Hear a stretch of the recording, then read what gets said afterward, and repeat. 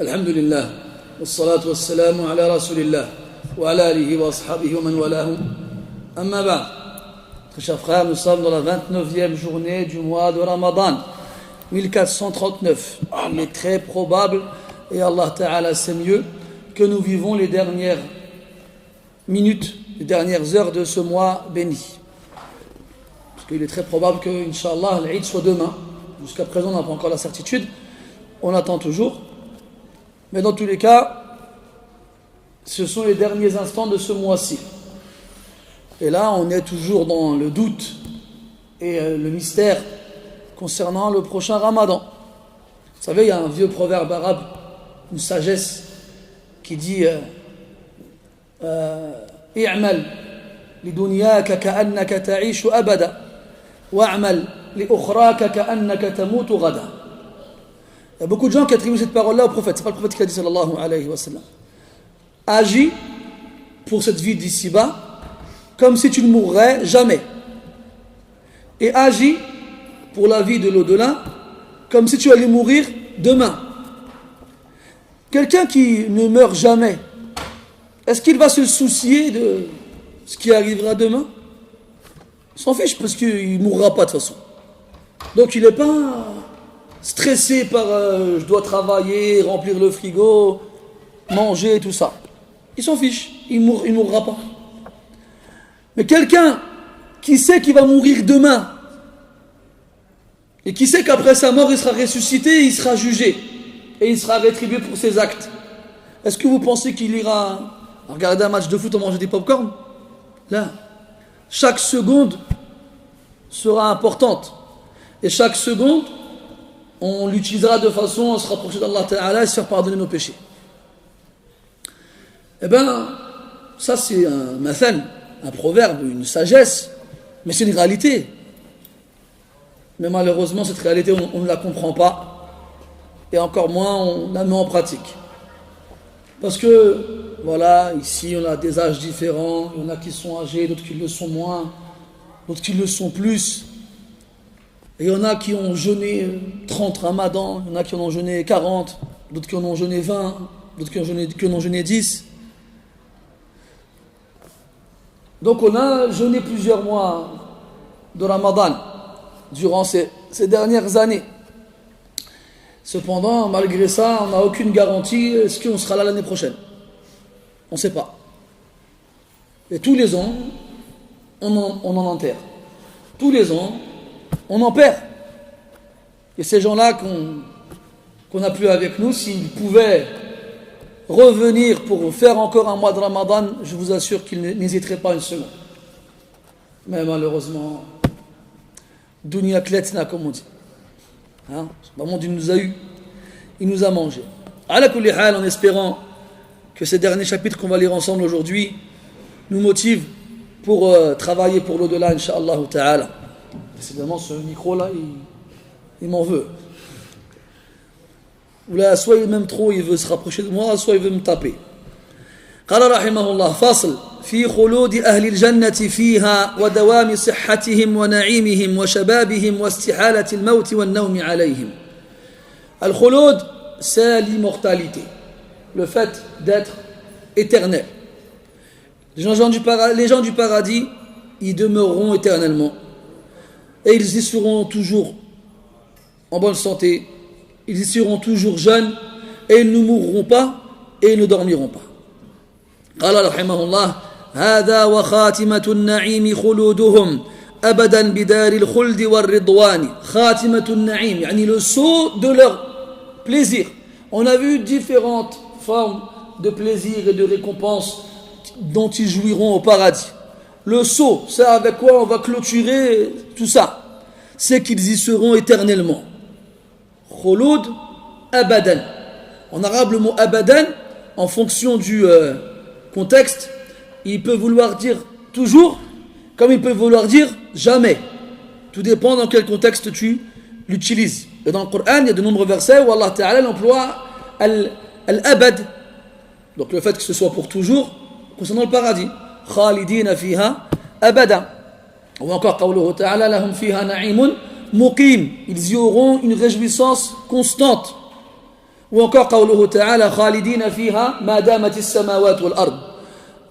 Et ils y seront éternellement tant que les cieux et la terre durent. Et ça, il faut comprendre ça en termes d'expression arabe, pas à la lettre. Parce que les Arabes, avant, pour exprimer quelque chose qui durait tout le temps, ils disaient Ma damatis samawat wal ard. Tant que les cieux et la terre existent.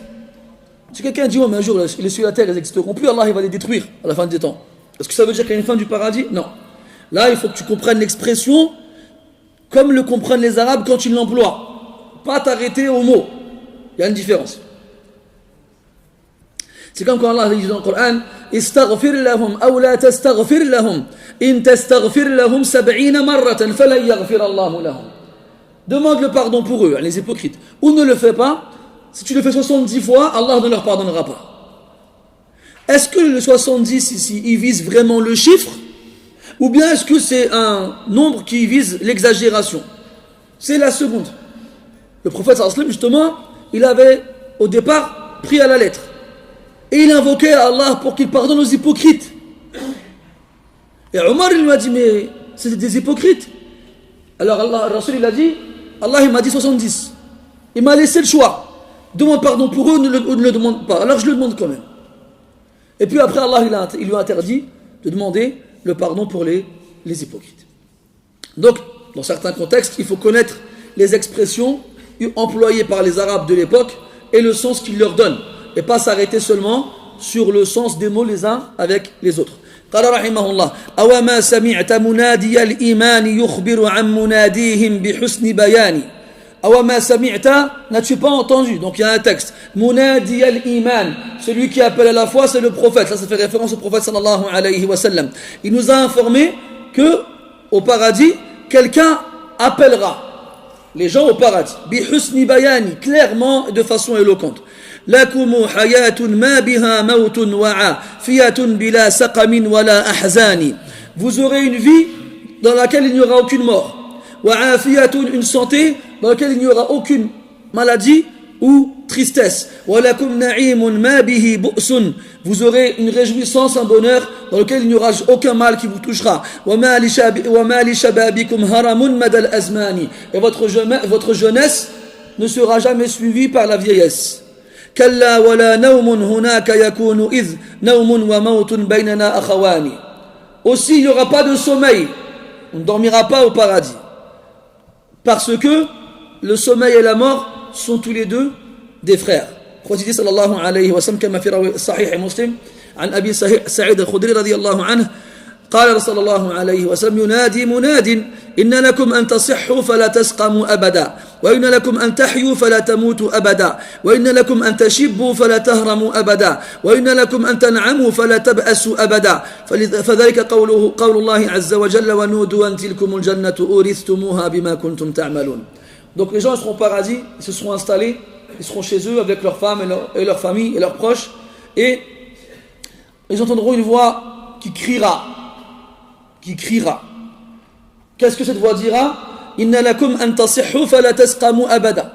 Vous y serez en bonne santé, jamais vous ne serez malade. Vous y vivrez, jamais vous ne mourrez. Vous serez jeune, jamais vous ne serez vieux. Vous serez réjoui, jamais vous ne serez contrarié. C'est comme quand Allah dit wa nudu an tilkumul jannah.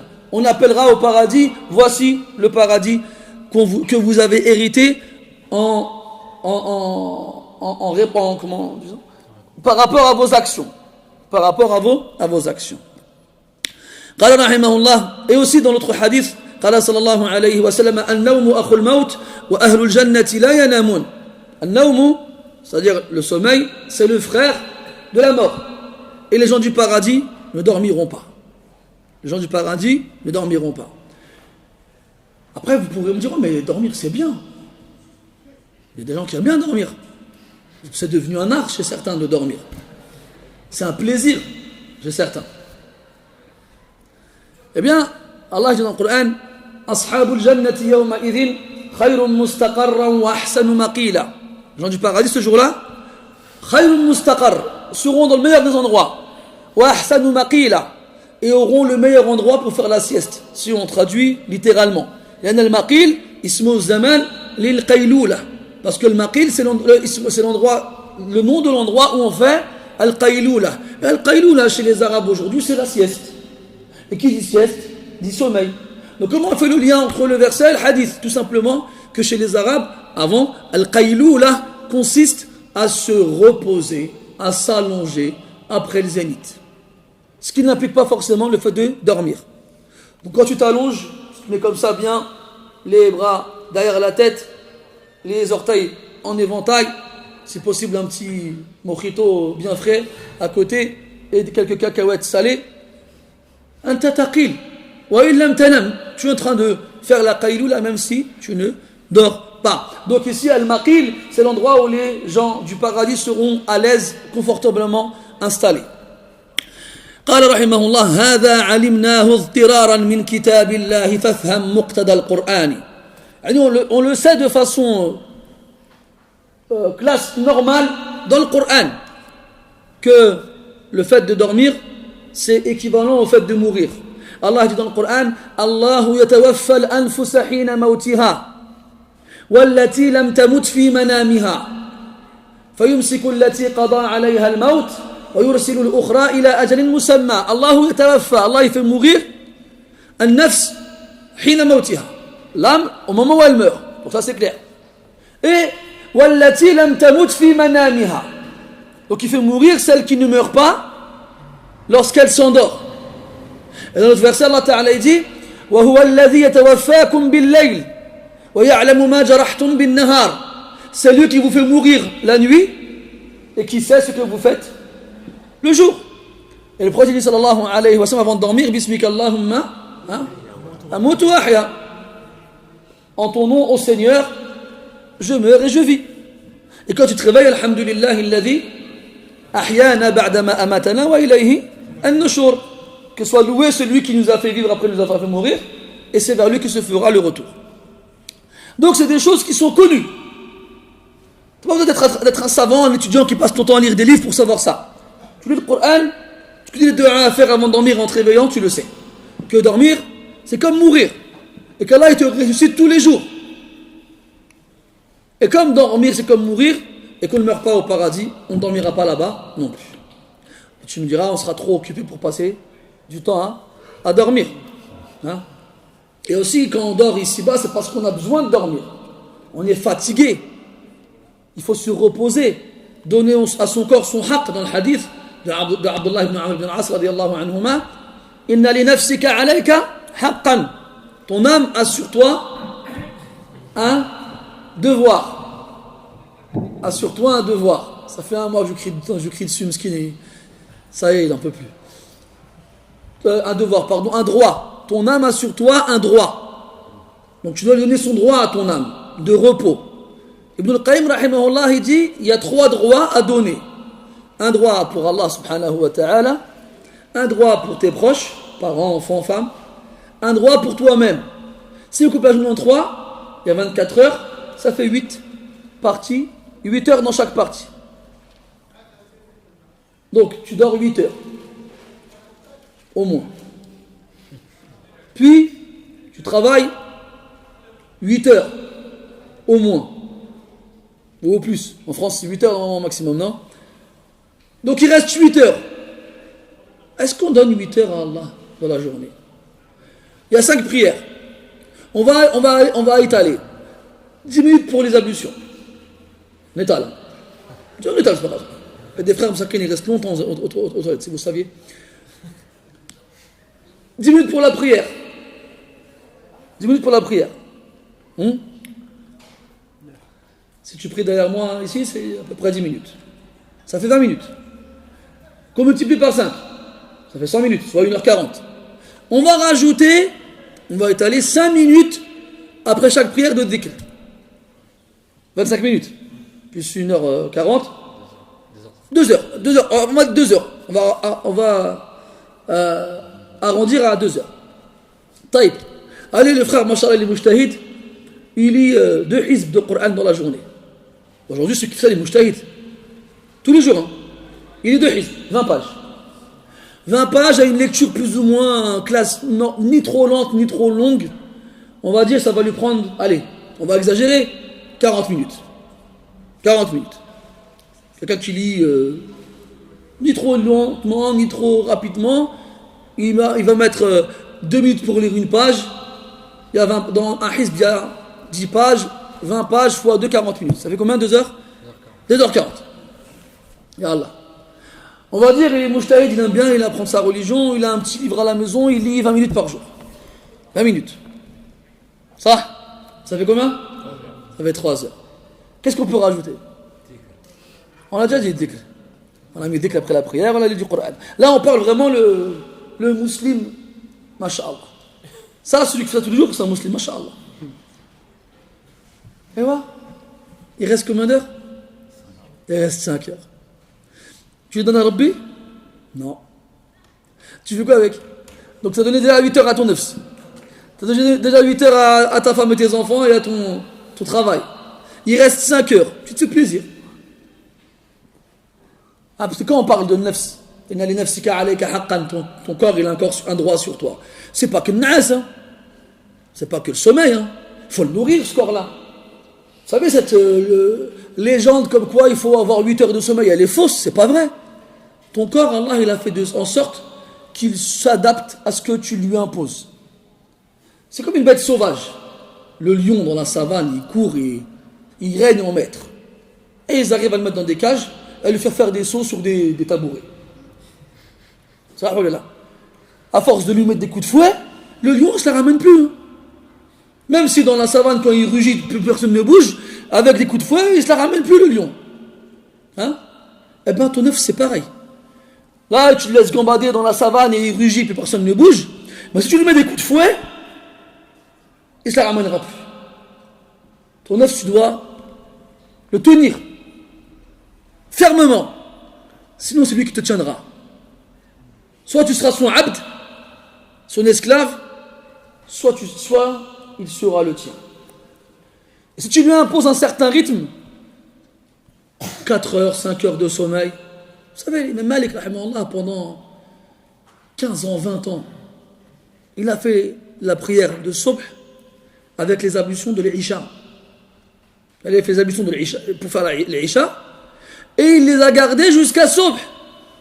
Ça veut dire quoi? Qu'il ne dormait pas. Non, ces gens-là, ils dormaient comme ils pouvaient, ils grattaient 1 heure par ici. Il avait lu 120 pages d'un livre, il avait appris 70 hadiths. Il regarde l'heure comme ça. Bon, à l'époque, il n'y avait pas d'heure, il regardait le soleil. Bon, j'ai un peu de temps, je vais dormir. Dormir 1 heure par-ci, 1 heure par-là, 1 heure par-ci, 1 heure par-là. Et il vivait comme ça. Comme ça. Pas de danopilo, pas de coussin épaisseur triple, pas de couette moelleuse et confortable, pas de ventilateur quand il fait trop chaud, ou de chauffage quand il fait trop froid. Rien de tout ça. Une zarbiya, une hsira, comme on dit, une paillasse, et se coucher dessus. Avec comme seul oreiller leurs mains. Et c'était comme ça. Ils sont morts. Ils ont eu des carences, des malnutritions, des problèmes de santé. Ils sont morts, oui, ça va me dire oui. Mais pas à cause de ça. Ce qui prouve que nous, on s'est trop fait plaisir. Tawassa'na fil mubahat. C'est mubah. C'est toléré de dormir, de manger. Alhamdulillah. On peut le faire. Mais il ne faut pas non plus exagérer. Et nous, on a exagéré. Vous savez comment c'est dur de se réveiller pour faire le zap? Vous savez comment on se sent grave pieux quand on arrive à se réveiller pour ça? On se dit, oh, mashallah, je fais subh à l'heure. Alors, si t'es à la mosquée, ça y est, c'est le summum. Subhanallah. C'est normal. Celui qui ne prie pas subh, il est mauvais. Il faut comprendre ça. Celui qui ne fait pas subh à l'heure, il ne sert que d'urinoir à shaitan. Il lui urine dans les oreilles. Le jour de la résurrection, dans sa tombe, il va se faire écraser la tête par un ange continuellement. Pam, avec une grosse pierre, sa tête elle va exploser. Le temps que la pierre elle roule par terre et qu'il aille la chercher, ta tête elle revient et il recommence. Pourquoi? Parce qu'il n'a pas fait subh à l'heure. Tu vas me dire, oh, mais quand même, Allah il pardonne, Allah il est indulgent. Oui, c'est vrai. Mais quand tu arrives à travailler à 4h du matin pour aller travailler, ou pour aller à l'école, ou pour regarder un match qui passe dans un autre pays avec le décalage horaire, pour le regarder en direct, voilà, tu sais te réveiller là. Mais pour ça, tu sais pas. Si tu étais vraiment mort quand tu dors, que ce soit à la fin du monde, que ce soit un incendie, que ce soit le meilleur travail du monde, impossible de te réveiller, oui, toi, il te pardonne Allah, pas de problème. Mais l'autre, Allah. Vous savez pourquoi? Parce qu'on n'a pas la valeur des choses, tout simplement. On n'a pas cette valeur-là. Quand tu sais que si tu arrives en retard au travail, tu vas te faire virer, eh ben, tu n'arrives pas en retard au travail. Quand tu sais que si tu rates le contrôle à l'école et que tu vas avoir un 0 qui compte dans la moyenne, eh ben, tu n'arrives pas en retard à l'école et tu fais ton contrôle. Si tu sais que le premier arrivé demain au magasin, il aura le droit de prendre la télé qu'il veut gratuitement, eh ben, tu seras le premier à arriver au magasin demain. Mais quand tu sais que tu dois faire la prière de Subh à l'heure, si possible à la mosquée, et que tu sais que si tu ne la fais pas à l'heure, tu risques la menace évoquée par le prophète dans le hadith, et au minimum de servir d'urinoir à Shaitan, m'en fiche ça, c'est pas grave. Allah Ghafur Rahim. Elle est là la différence. Avoir la valeur des choses. Donc au paradis on ne dort pas. On n'est pas fatigué. On n'a pas sommeil comme certains actuellement. On n'a pas les yeux qui se ferment lentement et la tête qui suit. Et puis après on la reprend comme ça. J'espère qu'elle ne m'a pas vu. Si, je t'ai vu. Hein? La seule qui a le droit de dormir ici, c'est la petite Raoula, c'est tout. Les autres n'ont pas le droit de dormir. Et encore, vous laissez tranquille pendant le mois du Ramadan. Sauf Zohel, une fois, parce que je l'ai embêté. Sinon, j'en ai vu pas mal s'assoupir. Et j'ai rien dit. Rahmatan bikum. Ghayra nisyan. Par miséricorde envers vous, pas par oubli. Après, Ibn al-Qayyim, il faut se rappeler le contexte du livre. C'est qu'à la base, c'est un livre de Aqidah dans lequel il répond aux groupes qui ont une croyance déviée. Il parle de Jahm. والجهم شيخ القوم أفناها وأفنى أهلها تبا لذا الفتان طردا لنفي دوام فعل الرب والماضي وفي مستقبل الأزمان وأبو الهذيل يقول يفنى كل ما فيها من الحركات للسكان وتصير دار الخلد مع سكانها وثمارها كالحجارة البنيان قالوا ولولا ذاك لم يثبت لنا رب لأجل تسلسل الأعيان فالقوم إما جاحدون لربهم أو منكرون حقائق الإيمان. Là, il parle de Jahm ibn Safwan et de Abu Hudhayl, deux têtes chez les innovateurs. Et on en a parlé de Jahm ibn Safwan un petit peu, tout ce truc-là. Je ne rentre pas dans le détail, mais juste pour que vous sachiez à quel point leur croyance elle est déviée. Eux, ils ont dit qu'on ne peut pas être éternel au paradis. Pourquoi? Parce qu'Allah il est éternel. Et comme Allah il n'y a rien comme lui, on ne peut pas être éternel. Alors, ils disent que comme Allah nous a dit qu'on serait toujours au paradis, mais qu'on ne peut pas être comme lui, alors on sera éternellement au paradis, mais pas vivant. Mais le problème, c'est qu'on ne peut pas mourir au paradis non plus. Alors, il va nous figer comme des pierres, on sera des statues. Donc, c'est une aqidah, ça. Ça, c'est une croyance de quelqu'un qui dit on est des musulmans. Regarde, t'as vu la succession de questions qu'il s'est posées pour arriver à cette conclusion-là. Subhanallah. Est-ce que... je vais vous donner un exemple. Allah tabaraka wa ta'ala, il est éternel. Ça, il n'a pas de début, il n'a pas de fin. Nous, on a un début ou pas? Oui. On a une fin ou pas? Oui. Allah, il va nous recréer après cette fin-là. Et c'est à partir de là qu'on sera éternel. Donc, est-ce que les deux éternités sont similaires? Non. Donc, oui, notre éternité ne sera pas comme la sienne. Subhanahu wa ta'ala. Donc, il n'y a pas de problème. Tout simplement. Mais, quand tu crois que ton aql, il est plus fort que les textes, eh bien, tout ce que tu fais, tout ce que tu trouves à la fin, c'est l'égarement. Wal-iyadhu billah. قال رحمه الله فاصل في ذبح الموت بين الجنة والنار والرد على من قال إن الذبح لملك الموت أو إن ذلك مجاز لا حقيقة. Donc on sera éternel au paradis. Et quand les gens du paradis s'installeront au paradis, qu'ils entendront quelqu'un leur dire vous ne mourrez jamais, Allah Ta'ala il va matérialiser cette chose-là pour qu'ils le voient de leurs yeux.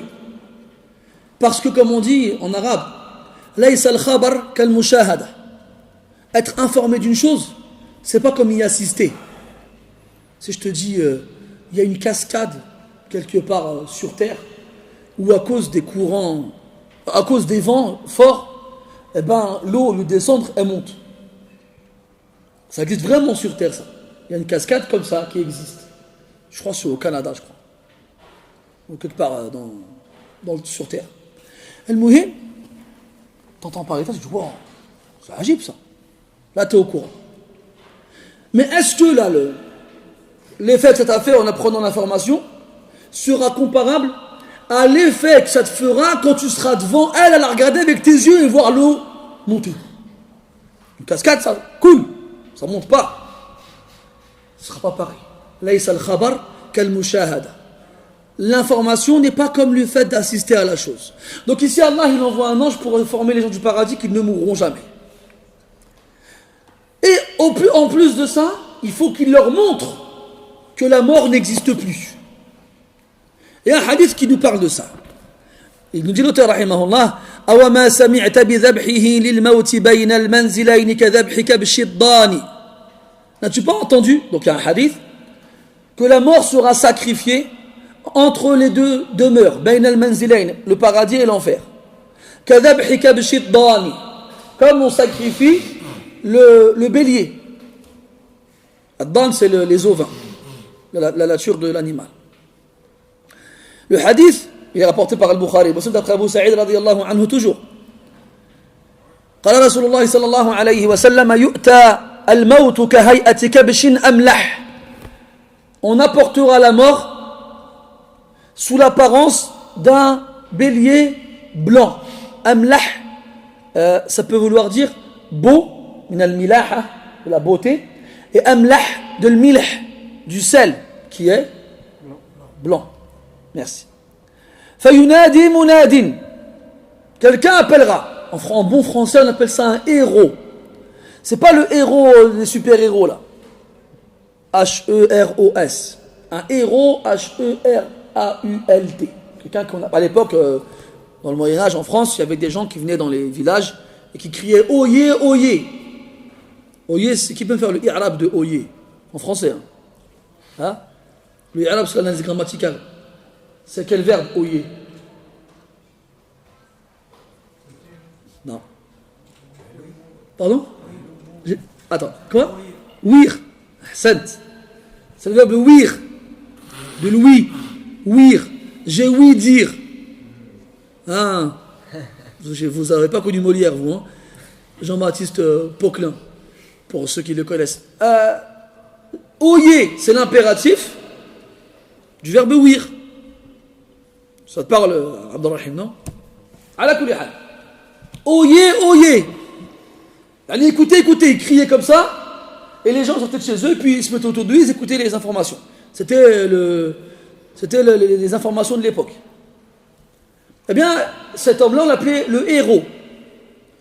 Al-Munadi, c'est le héros. Celui qui appelle. Alors ils appelleront Ya Ahl al-Jannah. Aux gens du paradis. Fayashra'ibuna wa yanzurun. Ishra'abba intidadul unuqi lin-nadari ba'idan. Regardez, subhanallah, le verbe qui existe en arabe. Fayashra'ibun. Ça veut dire ils vont tendre le cou pour regarder loin. C'est comme par exemple sur ton balcon, tu regardes comme ça, et on fait quelque chose là-bas. Tu fais quoi? Tu te tends pour regarder loin. Techniquement, ça ne change rien. Hein. D'un point de vue de champ de vision, c'est pas quelques centimètres qui vont changer ta vie et ta vue. Mais on y croit. Ala kulli hal, ishra abba, c'est tendre le cou pour regarder loin. Et dans une version du hadith, il dit comme quoi ils seront inquiets. Ils auront peur d'entendre une mauvaise nouvelle ou une mauvaise surprise. Fayuqal, ou fayaqul, il leur dira Hal ta'rifuna hada, en montrant le fameux bélier, vous le connaissez lui? Fayaquluna na'am, hada al-maut. Ils diront oui, c'est la mort. Wa kulluhum qad ra'ah, et ils l'ont tous déjà vu. Là, Allah Ta'ala il fera en sorte que les gens associeront ce bélier à la mort. Ils sauront que c'est la mort. ثم ينادي, puis il appellera à nouveau يا أهل النار, aux gens de l'enfer, فيشرئبون وينظرون, comme les gens du paradis, sauf que eux seront, on va nous dire de sortir, c'est bon, on va plus se faire châtier. Ils vont espérer entendre une bonne nouvelle. On leur dira هل تعرفون هذا, vous connaissez celui-là, فيقول نعم هذا الموت وكلهم قد رآه, comme les gens du paradis, oui c'est la mort, car ils l'ont tous déjà vu. ثم يقول يا أهل الجنة فيذبح, alors ce bélier sera égorgé. Ensuite on dira يا أهل الجنة خلود فلا موت, aux gens du paradis, éternité, immortalité, vous ne mourrez jamais. ويا أهل النار خلود فلا موت, aux gens de l'enfer, éternellement vous y serez et il n'y aura pas de mort. ثم قرأ صلى الله عليه وسلم قوله تعالى وأنذرهم يوم الحسرة إذ قضي الأمر وهم في غفلة وهم لا يؤمنون. Puis là, il y a le verset dans Sourate Maryam où Allah Ta'ala dit et mets-les en garde du jour des regrets, يوم الحسرة, le jour des regrets. التحسر, c'est plus fort que regretter, c'est se lamenter. Même si en arabe on a le verbe naha ou niyaha, qu'on traduit aussi en français par se lamenter, mais c'est pas la même chose. Ala kulli hal, le jour des regrets, إذ قضي الأمر, quand l'affaire sera conclue. Ça y est, les gens sont rentrés au paradis, les gens sont rentrés en enfer. Ceux qui étaient en enfer et qui ont pu en sortir, ils en sont sortis. Ceux qui ont pu intercéder, ils ont intercédé. Les gens se sont installés, ça y est, khlas. قضي الأمر, c'est fini. C'est fini, khlas. وهم في غفلة وهم لا يؤمنون. Avertis-les maintenant, alors qu'ils sont fi ghafla, insouciants, et qu'ils ne croient pas وهم لا يؤمنون. Avertis-les qu'il viendra un jour où ils regretteront, mais ce sera trop tard. Dans le hadith, إن أهل النار لا يبكون حتى تنقطع الدموع فيبكون دما فوالله لو أجريت في دموعهم السفن أو السفن لجرت. Les gens de l'enfer, quand ils apprendront ça, qu'ils n'en sortiront jamais, ils pleureront, ils hurleront, ils se lamenteront et ils crieront.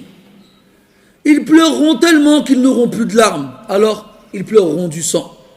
Par Allah, si on mettait des bateaux dans leurs larmes de sang, ils vogueraient. Vous savez,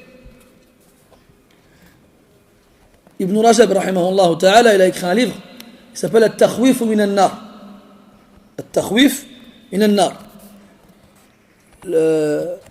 Dans lequel on est effrayé par l'enfer. Et dedans, à la même manière qu'Ibn al-Qayyim dans Hadi al-Arwah qui décrit le paradis, il décrit l'enfer avec les versets et les hadiths. Je me suis dit, ce serait peut-être pas une mauvaise idée quand on aura fini ce livre-là, d'ouvrir l'autre pour équilibrer la balance.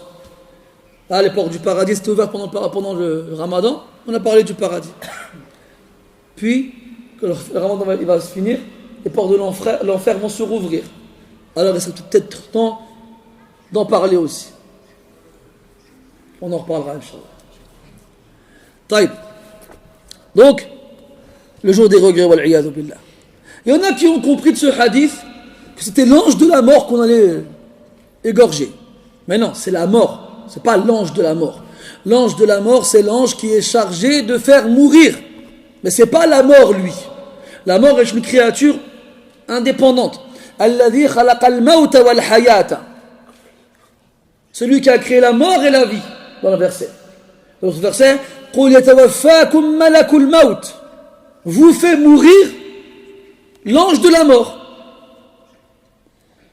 Donc l'ange de la mort, il fait appliquer la mort sur les vivants. Mais c'est pas lui la mort. Mais il y en a qui ont compris quoi, l'ange de la mort, miskin, on va lui couper la tête. حاشا لذا الملك الكريم وإنما هو موتنا المحتوم للإنسان. C'est pas l'ange de la mort qui va être sacrifié, mais c'est la mort qui est obligatoire pour tous les humains. والله ينشئ منه كبشا أملحا يوم المعاد يرى لنا بعيان. Et Allah Ta'ala, il lui créera une forme, la forme d'un bélier de couleur blanche, le jour de la résurrection, afin qu'on puisse le voir avec nos yeux. Parce que al-maut, c'est un sens, c'est quelque chose d'abstrait, c'est pas quelque chose de concret. Il existe une création, une créature, mais elle est abstraite. C'est comme la douleur. Quelqu'un m'a dit ça n'existe pas la douleur. Non, je trouve que ça n'existe pas. Ça existe, mais tu la vois pas. Si je demande à quelqu'un, vas-y, décris-moi la douleur, à quoi elle ressemble? Il me dire, non, ça ne ressemble à rien, ça n'a pas de forme. Et pourtant ça existe. Et ben ça existe. Hein, je crois que ce que je vois, hein, c'est ça. Ala kulli hal, et ben la mort c'est pareil, c'est un sens abstrait, ce n'est pas quelque chose de concret.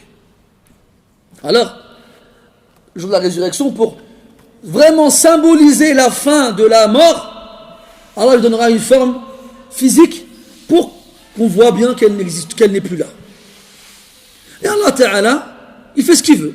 ينشي من الأعراض أجساما كذا بالعكس كل قابل الإمكان. Allah Ta'ala peut donner à des choses abstraites des formes concrètes, et l'inverse aussi, donner à des choses concrètes des formes abstraites. Tout est possible pour Allah subhanahu wa ta'ala. أفما تصدق أن أعمال العباد تحط يوم العرض في الميزان.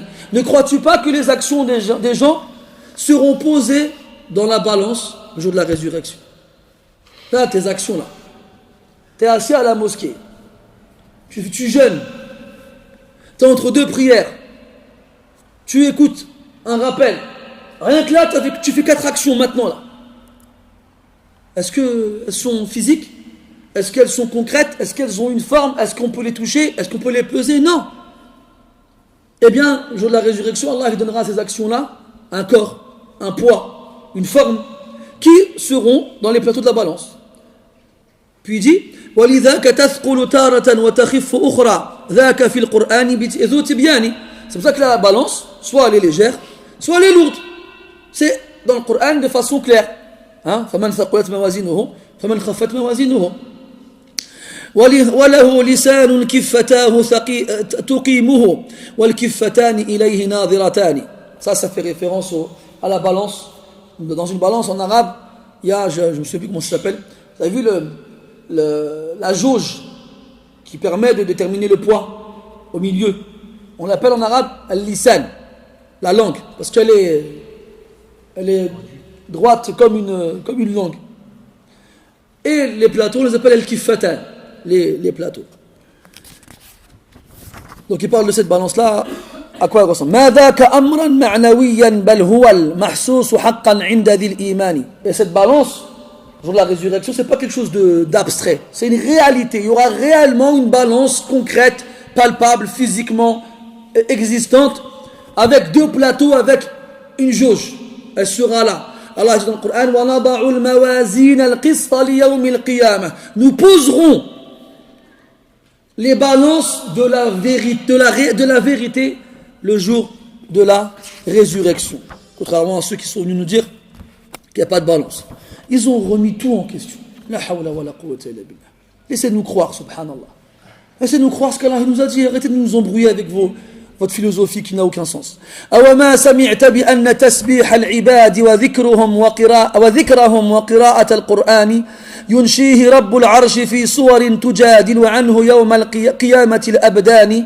N'as-tu pas entendu que le tasbih, le fait de dire subhanallah, wa dhikrahum, le fait d'évoquer Allah, wa qira'at al-Qur'an, le fait de lire le Qur'an, Allah leur donnera une forme afin qu'ils intercèdent en ta faveur le jour de la résurrection, comme dans le hadith, قال رسول الله صلى الله عليه وسلم الذين يذكرون الله من جلال التمجيد والتسبيح والتكبير والتهليل يتعاطفن حول العرش.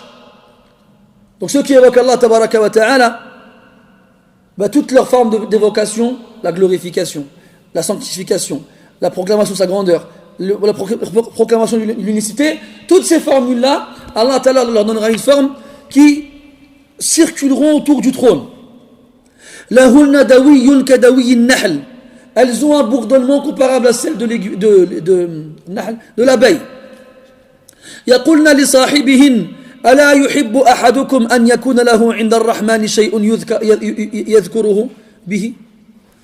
En fait, toutes ces formules-là, Allah leur a donné une forme. ces formules-là, elles circulent autour du trône. Et elles font un bruit comparable au bourdonnement de l'abeille. Et chaque fois que quelqu'un ici s'en sert, alors cette formule-là, elle évoque le nom de son compagnon auprès d'Allah subhanahu wa ta'ala. Quand il dit subhanallah, le subhanallah qui est autour du arsh, il dit, ah, Abdurrahim, il vient de dire subhanallah, auprès d'Allah subhanahu wa ta'ala. Et ceux qui sont là, les tasbih et tahmid de tous les autres personnes, qui ne le font pas, ils leur parlent, mais on ne les entend pas. Et ils nous disent, tu veux pas toi que ton nom soit invoqué près d'Allah? Alors, dis-moi, parle de moi, et moi je parlerai de toi auprès d'Allah subhanahu wa ta'ala. Donc Allah ta'ala donne à ces formules-là, ces formes-là. أَوَمَا سَمِعْتَ بِأَنَّ ذَلِكَ حَوْلَ عَرْشِ الرَّبِّ ذُو صَوْتٍ وَذُو دَوَرَانِ. Comme on vient de dire, ces formes-là font un son et tournent autour du trône, comme le hadith vient de le citer. يَشْفَعْنَ عِنْدَ الرَّبِّ جَلَّ جَلَالُهُ وَيُذَكِّرُونَ بِصَاحِبِ الْإِحْسَانِ. Donc ils intercéderont auprès d'Allah tabaraka wa ta'ala et ils évoqueront son nom auprès de lui. Il dira, Abdurraouf il a dit subhanallah, Abdurrahim il a dit alhamdulillah, Rabi' il a dit Allahu Akbar, Zuhair il a dit ça. Chaque fois qu'un d'entre nous dit cette formule-là auprès du trône, évoque ton nom parce que tu l'as prononcé. Et celui qui ne le fait pas, eh ben la formule elle se plaint de lui. Mais c'est comme tu vas t'occuper de moi, que je puisse dire ton nom auprès d'Allah subhanahu wa ta'ala.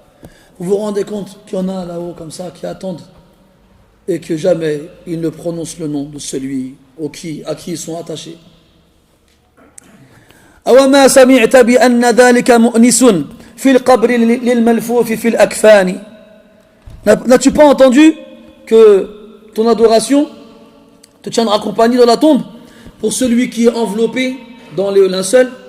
فِي صُورَةِ الرَّجُلِ الْجَمِيلِ الْوَجْهِ فِي سِنِّ الشَّبَابِ كَأَجْمَلِ الشُّبَّانِ. Ce que tu as fait comme action ici-bas viendra te tenir compagnie dans la tombe sous la forme d'un jeune homme très beau, comme les plus beaux des jeunes hommes. Ça fait référence au hadith dans le prophète sallallahu alayhi wa sallam, dans le long hadith de Rihayatul Arwah, quand on meurt, comment nos âmes quittent notre corps et qu'est-ce qui se passe après la mort.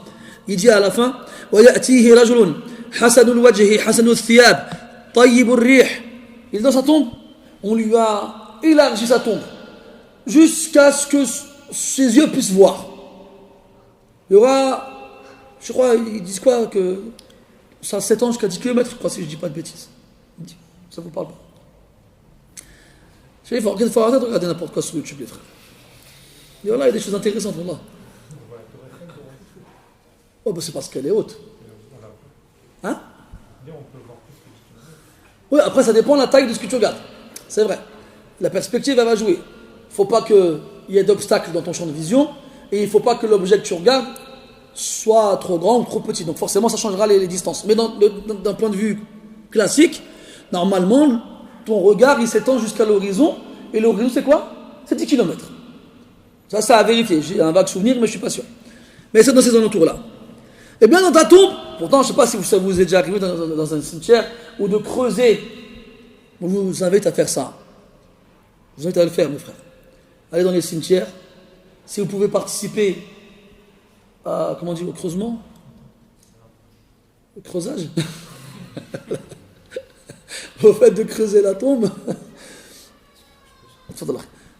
faites-le. Si vous pouvez mettre le corps dans son trou, faites-le.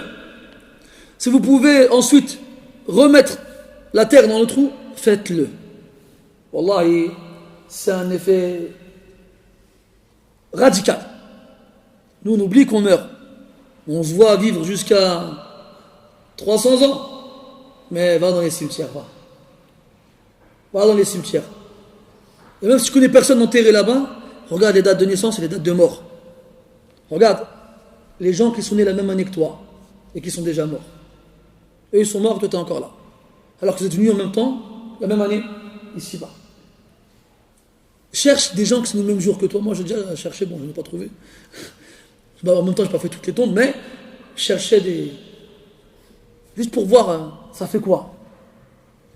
J'ai même trouvé des enfants qui étaient nés la même année que les miens. Je regardais comme ça. Je dis, subhanallah. Il est né la même année que mon fils. Et lui, il a la même année que ma fille. Et lui, les gens ils viennent en même temps. Ils partent pas en même temps. Il y en a qui partent tôt, il y en a qui partent tard. Mais que tu partes tôt ou que tu partes tard, tu partiras. Tu vas partir, ça c'est sûr. Et s'il y a des musulmans qui sont enterrés dans ces cimetières-là, on va faire dua pour eux. Comme tu aimerais toi, quand tu seras enterré, que quelqu'un vienne et pense à toi. Même si tu ne te connais pas. Passe-leur le salam. وهكذا السلام عليكم أهل الديار من المسلمين والمؤمنين الحديث على كل حال quand tu te retrouves dans la tombe tu es tout seul dans le hadith quand tu meurs il y a 3 choses qui t'accompagnent jusqu'à ta tombe on t'enterre il y en a 2 qui partent et une qui reste ta famille tes biens et tes actions ils t'accompagnent quand tu es dans ton trou et on l'a fermé ta famille à part. Même s'il reste des heures à te pleurer, la vie elle s'arrête pas pour autant. Alors il faudra un jour ou l'autre rentrer. Et ils doivent partir. T'es bien, à peine tu vas voir ta famille te quitter. Et dans le hadith, وَإِنَّهُ لَيَسْمَعُ خَفْقَ نِعَالِهِمْ. Il entend le bruit de leurs chaussures qui foulent le sol. Imagine-toi. T'es en fond du sol, de la terre. T'entends quoi? T'entends leurs pas. Et qui s'éloigne petit à petit jusqu'à ne plus rien entendre. Et il y aura un moment, un instant, où tu seras tout seul dans le noir, dans un trou tellement étroit que tu ne peux pas bouger. Et d'un coup, il y a 2 anges qui apparaissent. Et ta tombe, elle s'élargit. 2 anges effrayants, terrorisants. Terrifiants, pas terrorisants. Terrifiants. Ils te font t'asseoir et ils te posent 3 questions. Si tu réponds bien, alors il y a une fenêtre qui s'ouvrira, qui montrera l'enfer. Tu vois ça? C'était ta place si tu avais mal répondu. Et elle se fermera. Puis, une fenêtre sur le paradis s'ouvrira, et là tu en sentiras l'odeur, et les branches rentreront, et on déploiera les tapis, et tu seras bien. Et alors, il y a un homme qui apparaîtra. Un beau visage, des beaux vêtements, une belle odeur. Quand il le verra, le mort, il dira, quand cet homme-là, ce bel homme qui sent bon avec des beaux vêtements, il arrivera, il te dira, Abshir,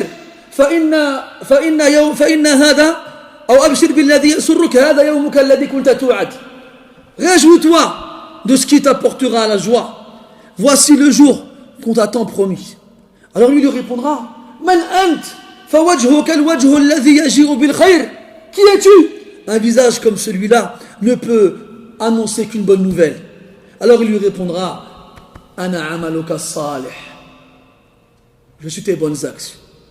Fawallah, ma alimnaka illa bati'an fi ma'siyatillah, sari'an fi ta'atillah, fajazaka Allahu khayra. Il te dira par Allah, nous ne t'avons connu que lent dans la désobéissance d'Allah, rapide dans son obéissance, alors Allah t'a rétribué de la meilleure façon. Al-Shahid, c'est qu'il donnera une forme physique à tes actions vertueuses qui te tiendront compagnie de la meilleure façon dans ta tombe. Et quand tu verras tout ça dans ta tombe, tu diras quoi? Ya Rabbi aqimi sa'a, Ya Rabbi aqimi sa'a, hatta arji'a ila ahli wa mali. Tu demanderas à Allah, Ya Allah, fais que l'heure dernière arrive, que je puisse retourner auprès des miens et auprès de ce que je possède. Allahumma la tahrimna fadlak. Autre chose, أوما سمعت بأن ما تتلوه في أيام هذا العمر من قرآن يأتي يجادل عنك يوم الحشر للرحمن كي ينجيك من نيران في سورة الرجل الذي هو شاحب يا حبذا ذاك الشفيع الداني. Là il nous parle d'un autre hadith. Comme quoi, jour de la résurrection, le Coran que tu as récité viendra sous la forme d'un bel homme.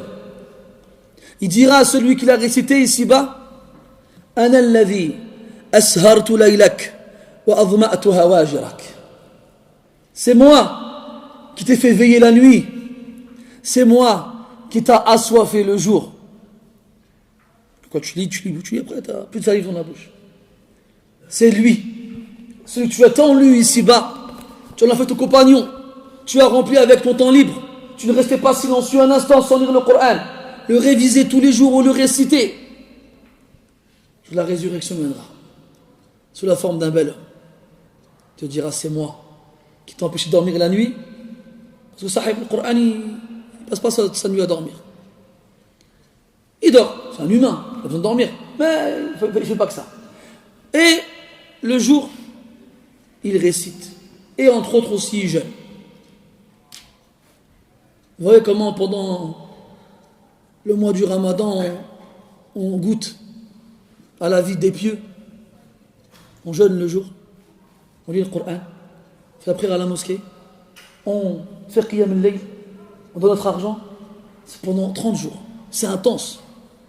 Et on se sent bien. On a dans la poitrine, on sent une réjouissance et une quiétude qu'on ne sent pas en temps normal.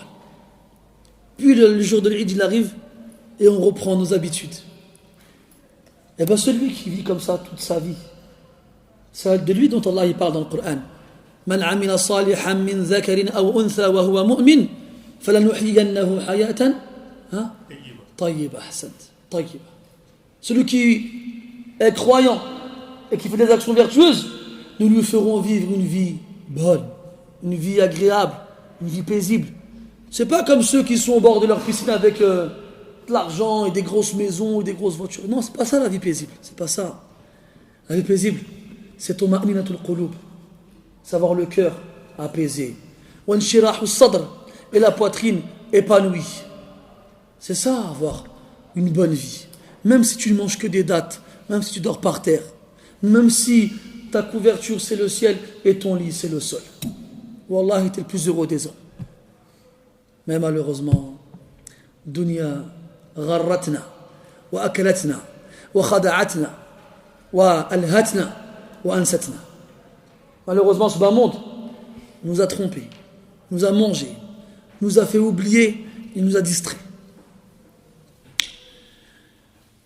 طيب قال رحمه الله أوما سمعت حديث صدق قد أتى في سورتين من أول الفرقان. Donc là il est toujours dans l'exemple du fait qu'Allah donne des formes à des sens qui n'ont pas ici-bas. فرقان من طير صواف بينها شرق ومنه الضوء ذو تبيان شبههما بغمامتين وإن تشأ بغيايتين هما لذا مثلان. Là il fait référence à notre hadith comme quoi, hadith sallam, que le jour de la résurrection, les Al-Baqarah et Al-Imran viendront intercéder en faveur de ceux qui les ont lus. قال رسول الله صلى الله عليه وسلم اقرأوا القرآن فإنه يأتي يوم القيامة شفيعا لأصحابه.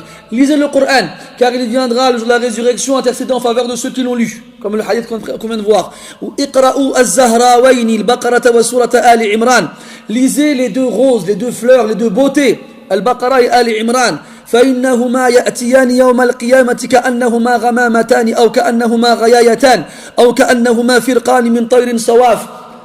Elles viendront le jour de la résurrection de ces deux sourates-là comme s'ils étaient deux énormes nuages ou comme s'ils étaient deux énormes nuées d'oiseaux qui volent en rang. Comme on les voit partir quand c'est la période de la migration. Et pourquoi est-ce qu'ils viendront?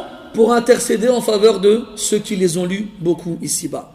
اقرأوا سورة البقرة. Lisez البقرة فإن أخذها بركة وتركها حسرة ولا تستطيعها البطلة. Lisez سورة البقرة, car le fait de l'apprendre, c'est une bénédiction. Le fait de la délaisser, c'est un regret qu'on éprouvera plus tard. Et les sorciers ne peuvent rien contre elle.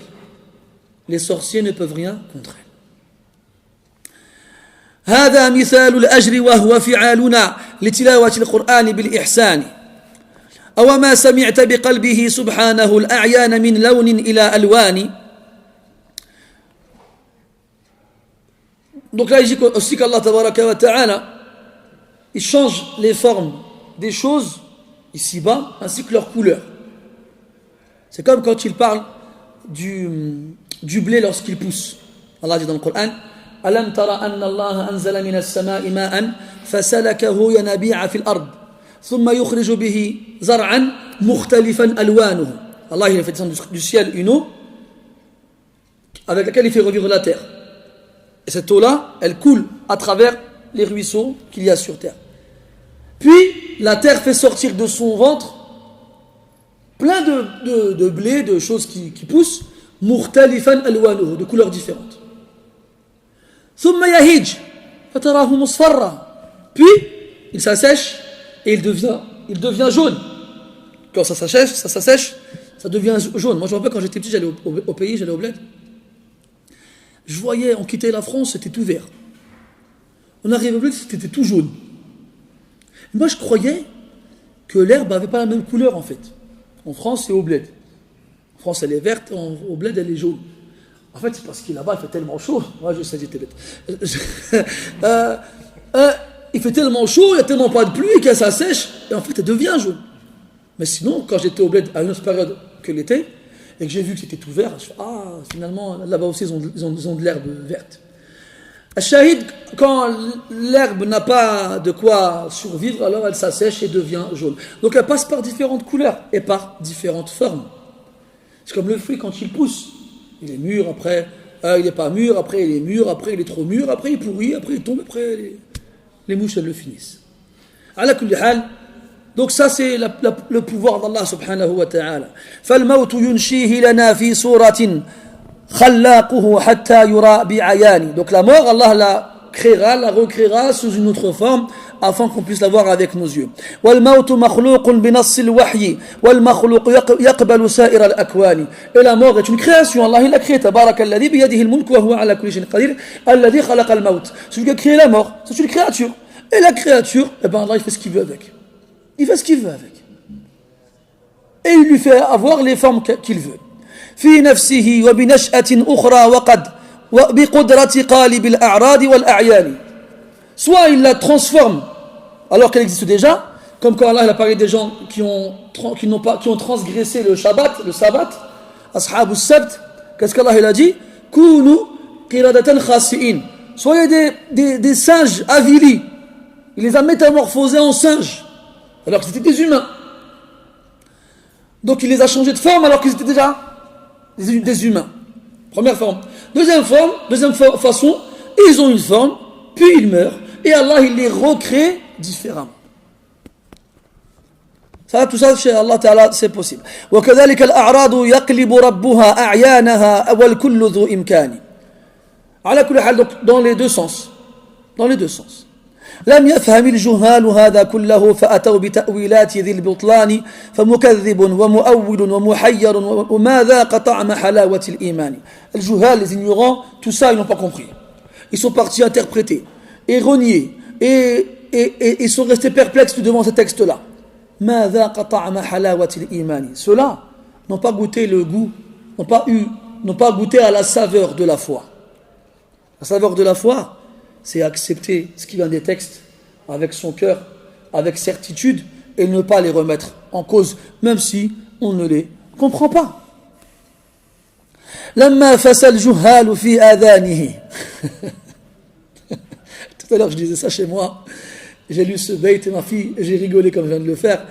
Et ma fille m'a dit, ah oui, pourquoi tu rigoles? Je dis, je peux pas t'expliquer, c'est trop compliqué. Mais moi, je vais expliquer pour rigoler avec moi. لما فسى الجهال في آذانه أعموه دون تدبر القرآن. فسى, الفوسا, en arabe, les arabes, je dis, donnent des noms à tout. Quand un humain, comme Allah, il a un gaz, une flatulence, il pète. Il y a deux façons. Les arabes du cuivre. Il y a le paix qui fait du bruit, on l'appelle dorat. Et il y a le paix qui ne fait pas de bruit, le silencieux. Celui quand tu es dans la voiture et d'un coup ça sent bizarre, tout le monde se regarde. C'est qui a fait ça encore? Et c'est jamais personne. Alors on a inventé une règle. C'est celui qui dit c'est qui l'a fait. Bref, donc le silencieux, Hada, on l'appelle Al-Fousa. Il est fou cet imam. C'est ça quand tu grandis dans 93. Ala kulli hal, ce paix-là, on l'appelle Al-Fousa. Le frère, on l'appelle Al-Fousa. Donc le paix qui fait du bruit, on l'appelle Dorat. Et le paix qui ne fait pas de bruit, on l'appelle Fousa. Ajib, hein? Dans le hadith, Quand il dit sallallahu alayhi wa sallam, quand le mu'adhin fait l'adhan, le shaitan il pète fort pour pas entendre l'adhan. Et il part en courant. Imagine-nous en train de courir, en train de péter pour pas entendre l'adhan. Quand l'adhan est fini, il revient et il t'embête. T'as pas fait tes ablutions, t'as oublié de laver tes pieds, t'as oublié la fatiha. Ah, je crois qu'il te manque un soujoud. Et là, t'es comme ça. Eh ben, tu te rappelles quand t'avais 4 ans que t'as mangé un chat? Bon, je dis vague, hein. Mais il te rappelle des trucs que tu penses pas pendant des années. Et t'es là en train de faire la prière, t'as 40 ans, et là, d'un coup, paf, un flash. T'as 4 ans, et t'es, je sais pas moi, t'es en train de jouer dehors avec tes amis, et hop, t'as eu un accident, tu t'es fait pipi dessus. Et ils ont rigolé sur toi, ah, ils s'est fait pipi dessus. Et voilà, tu te rappelles de ça. On va faire la prière. Je reprends la prière. Et là, je t'en ai là. Puis t'as fini de rak'atayn. T'attends l'iqama, le muadhin il fait l'iqama. Et lui, il repart. Il repart en courant et en pétant. Dans le hadith, il dit quoi? Allahu durat. Lahu durat. C'est le pec qui fait du bruit. Le pec qui fait pas de bruit, ça s'appelle comment? Le foussa. Ahsant. D'ailleurs, j'ai découvert que le foussa, en français, foussa, c'est le nom d'une race de singes. C'est juste une pour la faïda. Donc, lamma foussa al-juhalu fi adhanihi. Lorsque les ignorants ont pété discrètement dans ses oreilles, a'mawhu duna tadabbur al-Qur'ani. Ils l'ont aveuglé. C'est une image, ça. Parce que le foussa, ça fait pas de bruit. Mais c'est tellement des ignorants que pour les aveugler, il ne faut pas leur crier dans les oreilles, faire du bruit. Un simple paix silencieux suffit pour les aveugler. D'où la tadabbur al-Qur'an. Alors que s'ils avaient médité le Qur'an, ils auraient compris que c'est n'importe quoi ce qu'ils racontent. Et que c'est pas la mort l'ange de la mort qu'on va sacrifier ce jour-là, mais c'est la mort. Et qu'il n'y a aucune chose impossible, il n'y a rien d'impossible lorsqu'on donne une forme de bélier à la mort. Mais des ignorants sont venus leur flatuler dans les oreilles, discrètement, ça les a aveuglés. Ça les a aveuglés. Et ça les a empêchés de comprendre le Coran. فَثَنَا لَنَا الْعِطْفَيْنِ مِنْهُ تَكَبُّرًا وَتَبَخْتُرًا فِي حُلَّةِ الْهَذَيَانِ. Donc il part et il vient avec orgueil et il porte comme vêtements les vêtements de la bêtise. Al-Hadayan, c'est le fait de dire n'importe quoi. De dire des choses qui n'ont pas de sens. وإن قلت قال الله قال رسوله فيقول جهلا أين قول فلان. Quand tu lui dis Allah il dit, pourquoi tu dis, lui tu dis quoi? Ouais mais Cheikh ou bien le Fulan il a dit. Subhanallah. Tu mets la parole d'Allah et de son messager au même rang que la parole de Fulan? Là. Là. C'est mon petit frère. Salam alaykoum. Je suis content de le voir, c'est pour ça que j'ai souri. Taïb. Ça, je suis perturbé, ça, tu m'as troublé. Ça. C'est pour ça que je t'ai mis mal à l'aise, pour qu'on soit troublés tous les deux. Donc, ce qu'on retient des 2 chapitres qu'on vient de lire, même s'il y avait beaucoup de parenthèses, 2 choses essentielles. C'est on sera éternellement au paradis et qu'il n'y aura plus de mort. Et là, je vais vous lire le dernier chapitre. Je vous rassure, il est court, vu que c'est sûrement le dernier jour du Ramadan. Je ne sais pas si ça s'est officialisé ou pas encore. Hein? Ça y est, ils l'ont dit? Ça y est, c'est officiel. Donc on vit les dernières heures de Ramadan. Vous êtes chaud, on va jusqu'à la fin du livre ou quoi? C'est bon, il n'y a plus de tarawih, il n'y a plus... خير إن شاء الله.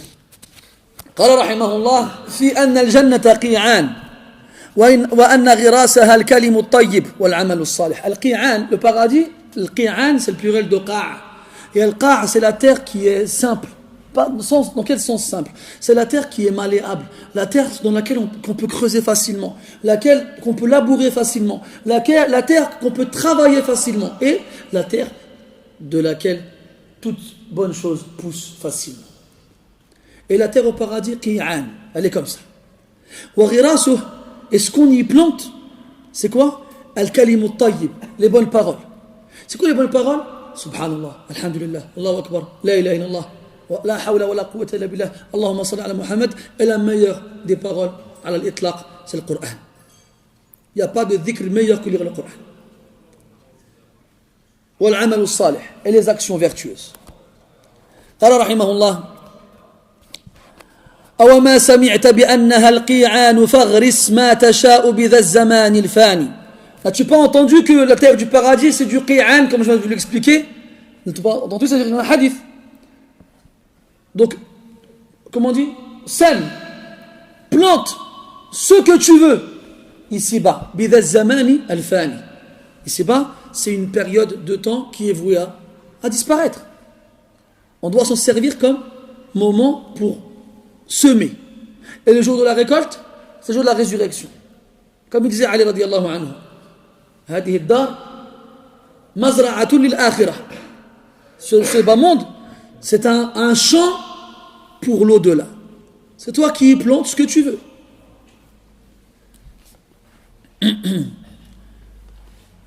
وغراسها التسبيح والتكبير والتحميد والتوحيد للرحمن. Ce qu'on y plante, subhanallah, Allahu Akbar, alhamdulillah, التوحيد لا إله إلا الله, أماتنا الله عليها. Ça fait référence au hadith ibn Mas'ud radiyallahu anhu chez Tirmidhi. قال النبي صلى الله عليه وسلم لقيت إبراهيم ليلة أسري بي. J'ai rencontré Ibrahim, le prophète Ibrahim alayhi salam, la nuit où on m'a fait voyager, voyage nocturne. فقال يا محمد أقرئ منك أمتك أو أقرئ أمتك مني السلام. Il a dit au prophète Muhammad sallallahu alayhi wa sallam, Ibrahim il a dit au prophète Muhammad sallallahu alayhi wa sallam, passe de ma part à ta communauté mon salam. Il vous a passé salam Ibrahim alayhi salam. وأخبرهم أن الجنة طيبة التربة عذبة الماء. Et informe-les que le paradis a une terre bonne et une eau, comment on dit, une eau limpide, comme ça, une eau suave, عذب, يعني une eau pure. L'eau, العذب من الماء, c'est ce qui s'oppose à l'eau salée. C'est l'eau qu'on peut boire si vous voulez. Et c'est une eau désaltérante, une eau fraîche, une eau pure, une eau bonne, العذب. Allah dit dans le Coran, وما يستوي البحران هذا عذب فرات وهذا ملح أجاج. Les deux mers ne sont pas identiques. Celle-là elle est suave, buvable, et l'autre elle est salée, amère. Et là tu comprends que les Arabes ils appelaient l'étendue d'eau en grande quantité bahr, même si elle n'est pas forcément salée. Taïb. Donc son eau elle est pure et sa terre elle est bonne. وأنها قيعان. Et c'est une terre qui est propice au travail. On peut la creuser, la labourer, la semer. وأن غراسها. Et ce qu'on y sème, subhanallah walhamdulillah wa la ilaha illallah wallahu akbar. تبا لتارك غرسه ماذا الذي قد فاته في مدة الإمكان. تبا comme dans Surat Tabbat Yada. Tabban, c'est un mot qui existe en arabe qui exprime le mécontentement qu'on a vis-à-vis d'une personne. Tabban lak, que tu sois humilié, que tu n'inspires en moi que du dégoût. En français, ils disent tabba, ça vient du verbe, ils disent que périsse Abu Lahab. وفي قوله تعالى وما كيد فرعون إلا في تباب. إلا في تباب. يعني الخسارة, c'est la perte. La perte. Tabba, ça veut dire perdre.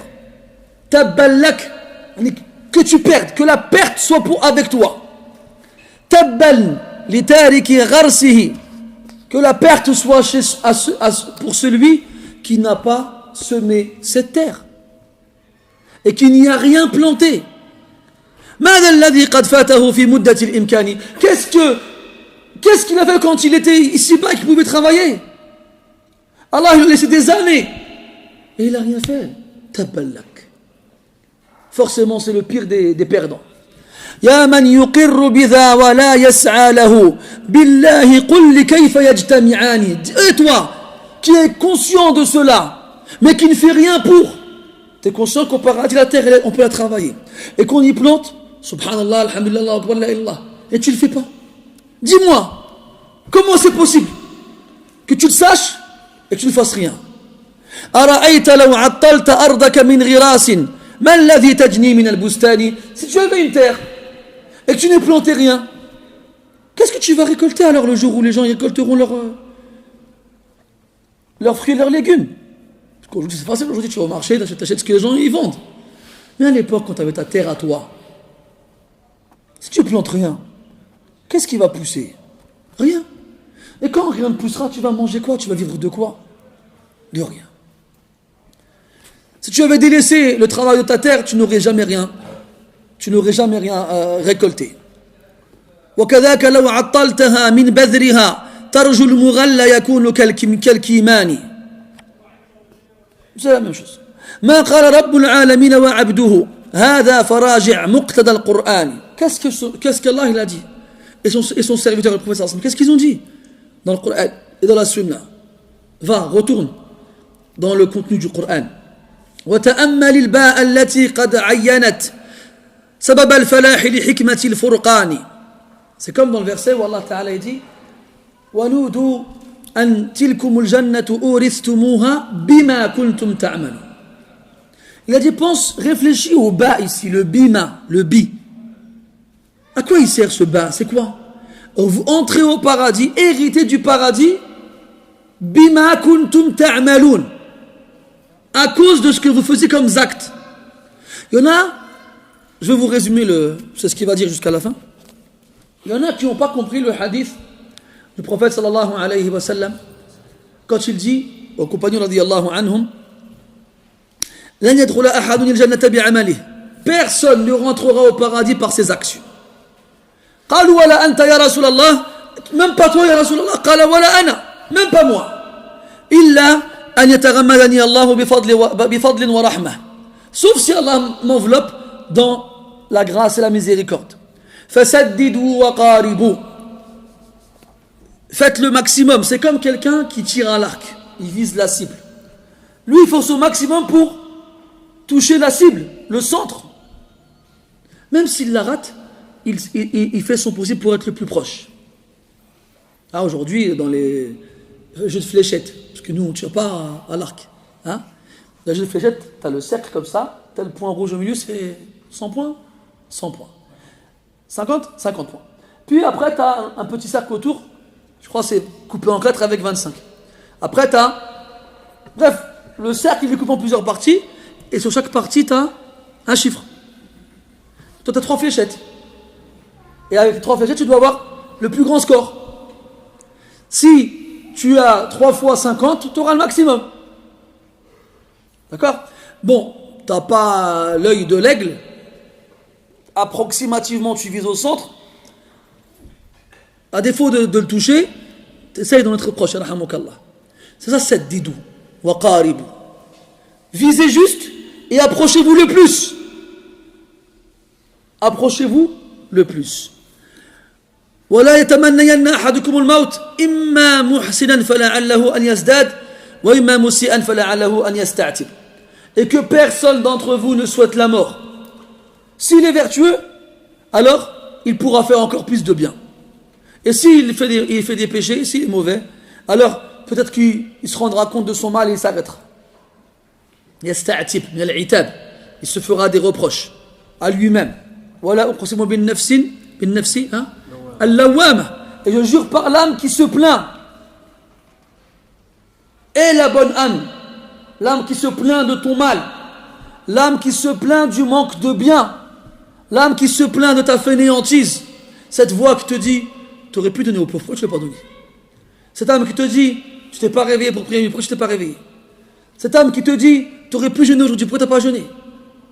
Cette âme-là, essaye de la voir. Si tu l'as pas, rappelle-toi du lion. Le lion qui rugit dans la savane, et au bout d'un moment, à force de mettre des coups de fouet, il ronronne comme un chaton. C'est pas en lui caressant un crinière qu'il va ronronner le lion. Il va te bouffer la main, le lion. Comme il disait le poète, وَإِذَا رَأَيْتَ أَنْيَابَ اللَّيْثِ بَارِزَةً فَلَا تَحْسَبَنَّ اللَّيْثَ يَبْتَسِمُ. Lorsque tu vois les crocs du lion bien visibles, ne crois pas qu'il est en train de te sourire. Hein? Ala kulli hal, ton âme elle veut pas. Ton âme elle te plaint dans l'inverse. T'es parti à la mosquée, ah t'aurais pu rester à la maison, pourquoi t'es parti à la mosquée toi aussi? Tu jeûnes, ah t'aurais pu t'acheter un grec, sauce blanche, oignon frit, double portion de cheddar. Ah. Tu vas à la mosquée, tu fais qiyam al-lil, ah t'aurais pu dormir là. T'aurais fait 34 rêves déjà. où tu aurais vu des choses merveilleuses. Tu prends le Coran, tu aurais pu prendre ton téléphone pour jouer, ou la manette, hein, ou aller faire un foot, ou un basket. Cette âme, on l'a, hein, cette âme. Hein. On l'a, hein. Moi je l'ai, c'est celle que j'ai, moi. Vous, je sais pas, moi je sais j'ai quoi, moi. Cette âme-là qui me toujours dit, arrête, vas-y. Laisse-les tranquilles, ils ont qu'à se débrouiller. Reste faire une sieste à la maison. T'es fatigué. Moi, c'est ce que j'entends toute la journée. Ala kulli hal, quoi qu'il en soit, c'est une lutte qu'on livre toute notre vie. Et ceux qui luttent pour nous, nous les guiderons vers nos voies et vers nos chemins. Ala kulli hal, le bain, donc il a dit ici, on ne rentre pas au paradis par ses actions. Et là, je dis quoi? Bah super, pas la peine de se prendre la tête, on rentrera au paradis bi rahmatillah. Tranquille, pas la peine d'aller à la mosquée, pas la peine de prier la nuit, pas la peine de jeûner, pas la peine de donner son argent, pas la peine. On rentre au paradis par la miséricorde.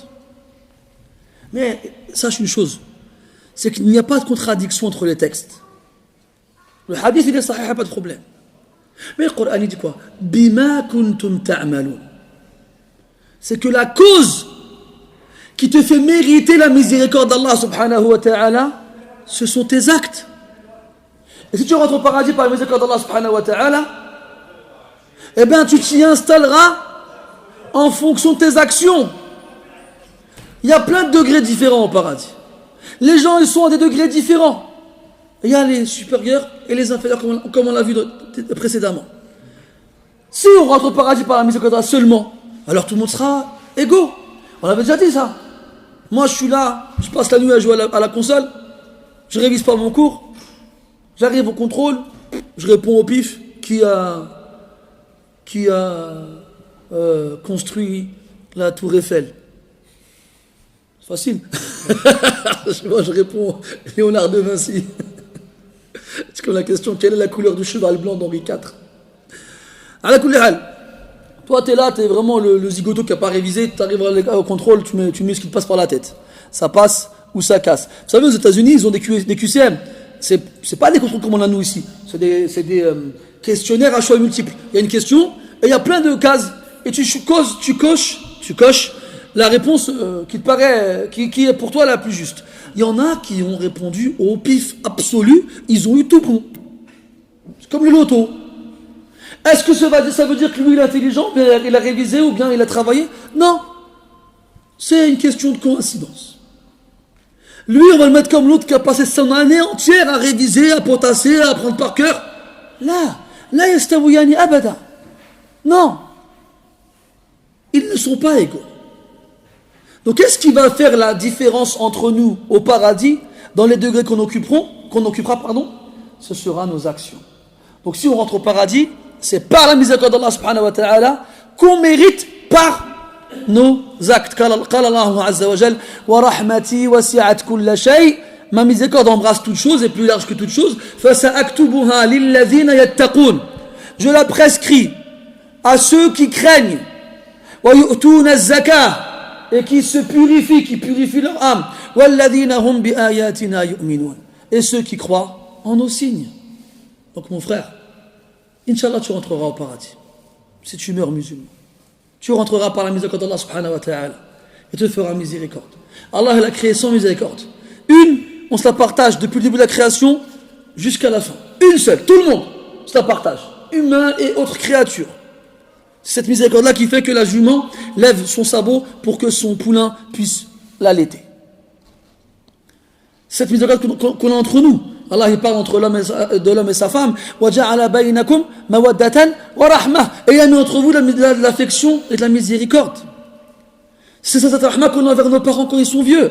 وَقُلْ رَبِّ ارْحَمْهُمَا كَمَا رَبَّيَانِي صَغِيرًا. On demande à Allah de la faire miséricorde comme ils nous ont éduqués quand ils étaient petits. Quand on était petits, ils avaient la rahma pour nous quand on était petits. On doit en avoir pour eux quand eux ils vieillissent. Cette rahma on a entre nous, entre les frères. رُحَمَاءُ بَيْنَهُمْ. Les musulmans sont miséricordieux les uns vers les autres. La rahma elle est partout. Et le prophète était une rahma pour tout l'univers. Rahmatan lil alamin. Et bien toute cette rahma, c'est une seule rahma. Une seule. Les 99 autres qui restent, Allah les a mis de côté pour les croyants le jour de la résurrection. Subhanallah. Si une seule a été suffisante pour toutes les créatures ici-bas, qu'est-ce qu'on va faire avec toute cette rahma le jour de la résurrection? C'est quelque chose d'exceptionnel, d'extraordinaire. Donc, Inch'Allah, tu vas rentrer au paradis, mon frère, oui. Inch'Allah. Mais, souviens-toi dans le marché, quand tu arrives devant Abdel Raouf et il a les habits qui tuent. Toi, tu as des habits qui tuent, mais les siens, ils tuent plus. Et tu lui parles et tu regardes et tu dis, oh, les habits que tu portes sont terribles, t'as vu? Bien. On parle un peu, tout ça. Bon, vas-y, on se revoit vendredi prochain, Inch'Allah, vas-y. Il part. Et toi, à peine, tu vois partir avec ses vêtements comme ça, tu te dis, ah ouais, il a des vrais vêtements, lui. Et eux, tu te regardes, et les tiens, ils sont meilleurs que les siens. Au moment où tu regardes. Mais, ce qu'il ne faut pas oublier, c'est qu'on n'est pas tous au même degré. Il y en a qui auront des plus beaux vêtements que d'autres, des plus belles maisons que d'autres, des plus belles femmes que d'autres, des plus bons fruits que d'autres, et ainsi de suite. Donc si tu veux le top, laboure ta terre. Laboure ta terre. Regarde l'être humain. Il a asservi des hectares, des kilomètres carrés de terre.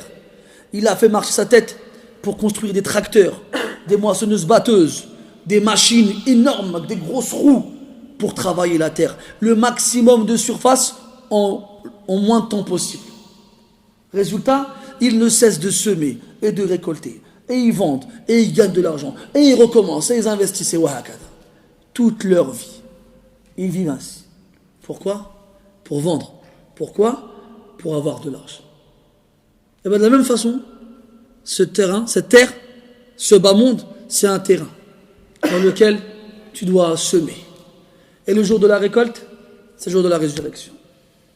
Le jour de la résurrection, il y en a qui ne récolteront que le mal qu'ils ont accompli. Le prophète dit sallallahu alayhi wa sallam, Amsik alayka lisanak. Garde bien ta langue dans ta bouche. Attention à ta langue. Ihdar lisanaka ayyuha al-insanu. La yaldaghannaka innahu thu'ban. Prends garde à ta langue, ô être humain, qu'elle n'aille pas te mordre, c'est un serpent. Ah, retiens bien ta langue. Mu'adh nous dit, est-ce qu'on va être puni pour ce que nous disons? Après tu dis quoi? Sakilatka ummuka ya Mu'adh. Traduction aujourd'hui relative, approximative. Mais t'es fou ou quoi? Même si t'es pas fou. Mais c'est pour que tu comprennes. Et là il lui dit que ta mère elle te perde. Est-ce qu'il veut vraiment qu'il meure? Et que sa mère elle le pleure? Il veut pas ça. C'est une expression qui indique à quel point on est stupéfait d'une telle question. Sakilatka ummuka ya Mu'adh. وهل يكب الناس على وجوههم أو قال على مناخرهم إلا حصائد ألسنتهم. Qu'est-ce qui fait plonger les gens en enfer sur leur visage ou sur leur front, si ce n'est quoi? حصائد ألسنتهم. La récolte de leur langue. احصد ما شئت فإنك أو ازرع ما شئت فإنك حاصد. شئت أم أبيت. هذه ضعها في بالك. Garde-la en tête celle-là. Sème ce que tu veux. Tôt ou tard, tu le récolteras. يقول المثل العربي من زرع الشوك يجني الجراح ويقول الآخر من زرع الشوق يجني الفلاح. C'est l'équivalent en français de qui sème le vent récolte la tempête. En arabe, c'est celui qui sème les épines, il récoltera les blessures. Il se piquera, il se blessera. Et il y a un jeu de mots qui a été fait par un autre avec al-shawq. On a parlé de shawq. Vous vous souvenez de quoi shawq? Ouais, mais c'est quoi shawq, tu te souviens? Shawq, c'est quand quelqu'un te manque beaucoup, que tu as envie de le voir, tu as envie d'être avec lui. Shawq. Après, il disait dans le dua, il disait dans le dua, wa shawqa ila liqa'ik. Il demandait à Allah de lui donner cette envie de le rencontrer. Et nous dit sallallahu alayhi wa sallam, la yamutanna ahadukum illa wa huwa yuhsinu illa wa huwa la man ahabba liqa Allah ahabba Allahu liqa'ah. Celui qui aime rencontrer Allah, Allah il aime à le rencontrer. Abdullah ibn Zubayr radiyallahu anhu, quand il s'est fait tuer, juste avant de mourir, il a dit quoi? Les derniers mots qu'il a dit. Allahumma inni ilayka la mushtaq thumma fadat ruhuh. Il dit, ya Allah, qu'est-ce que j'ai envie de te voir. Et il est mort comme ça. Les derniers mots qu'il a dit. Radiyallahu anhu. Ya salam. Ala kulli hal, al-shawq, celui qui zra' al-shawq, celui qui sème cette envie de rencontrer Allah, Allah subhanahu wa ta'ala, et d'être avec lui. Yajni al-falah. Lui, il va cueillir la victoire. Il n'y a pas 36 solutions, mes frères. Pendant un mois, on a fait des efforts. Eh bien, qu'on soit des rabbaniyin, des gens qui adorent Allah, pas des gens qui adorent le ramadan. Le ramadan, il est fini. Man kana ya'budu ramadan, fa inna ramadan qad fat. Wa man kana ya'budu Allah, fa inna Allah rabbu ash-shuhuri kulliha. Et celui qui adore Allah, celui qui adorait le ramadan, ça il est fini. Et celui qui adore Allah, Allah c'est le maître, le Seigneur de tous les mois. Voilà. On s'arrête ici, Inch'Allah Ta'ala, et on espère se revoir l'année prochaine pour une autre lecture qui nous donnera envie d'aller au paradis. Entre-temps, la mosquée ne ferme pas après le Tarawih, hein. Elle ne ferme pas après le Ramadan, elle est ouverte tous les jours. Après, ici, machallah, il y a des habitués qu'on voit tous les jours, alhamdulillah, et il y a des saisonniers. Et tous les Ramadans, il y a des saisonniers. C'est normal. Il y a des saisonniers, ils commencent, ça ne leur plaît pas trop, le contrat est fini, ils ne reviennent plus. Il y a des saisonniers, ils aiment bien l'ambiance. On leur propose un CDI et ils restent. Alors, pour les saisonniers, j'espère qu'on vous proposera un CDI, Inch'Allah.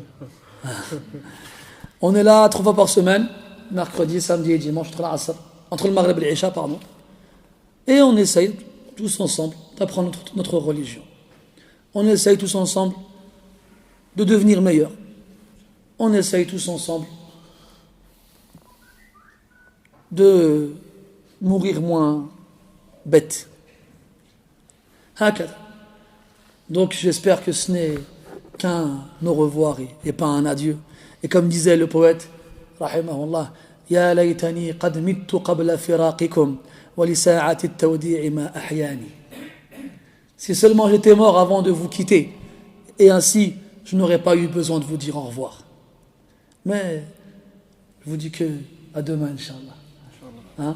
سبحانك اللهم وبحمدك أشهد أن لا إله إلا أنت نستغفرك ونتوب إليك اللهم اجعلنا من أهل الجنة اللهم افتح لنا أبواب الجنة اللهم اكتبنا من أهل الجنة اللهم ارفع درجاتنا في أعلى الجنان اللهم اجعلنا من جيران النبيين والصديقين والشهداء والصالحين وحسن أولئك رفيقا اللهم اجعلنا ممن رغبتهم في ذكر نعيم الجنة واجعلنا ممن رهبتهم في ذكر عذاب النار اللهم اجعلنا ممن يسمع عن الجنة فيجتهد ويعمل لها واجعلنا ممن يسمع عن النار فيجتهد ويفر منها يا رب العالمين اللهم تقبل منا اللهم تقبل منا اللهم تقبل منا واجعلنا اللهم من المخلصين يا رب العالمين وصلى الله على نبينا محمد وعلى آله وأصحابه أجمعين والحمد لله رب العالمين ورحم الله الإمام ابن القيم رحمه الله وجزاه الله خيرا على ما قدم من حسن تأليف وفائدة ونفع للأمة وبارك الله فيكم أجمعين والحمد لله رب العالمين